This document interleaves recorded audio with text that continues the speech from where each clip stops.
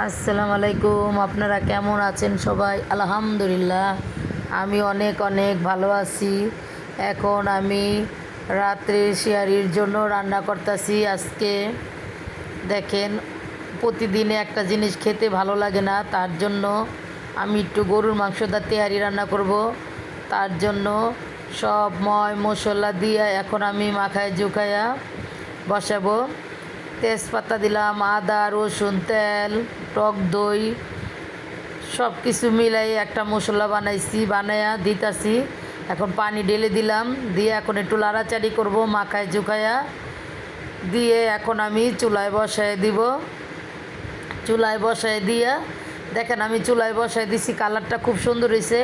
আমি আজকে রাইস কুকারে রান্না বসাইছি। আমার মাংসটা ভালো মতন কষানো হয়ে গেছে। আমি এখন চাল দিয়ে দিয়েছি। চাল দিয়ে এখন আমি লাড়াচাড়ি দিব। এখন ভালো মতন লাড়াচাড়ি দিয়ে দেখেন কি সুন্দর কালার দেখছেন। এখন আমি লাড়াচাড়ি দিব। লাড়াচাড়ি দিয়ে ভালো মতন লাড়াচাড়ি দিয়ে রেখে ভালো মতন কষে আমি এখন পানি ঢেলে দিব। এখন পানি ঢেলে দিয়ে রেখে দিয়ে চাউলটা ফুটে যাবে। ফুটে গেলে এখন আমি লাড়াচাড়ি দিতেছি। লাড়াচাড়ি দিয়ে রেখে দিব। রেখে দিয়ে আমার রান্না হয়ে গেছে গা।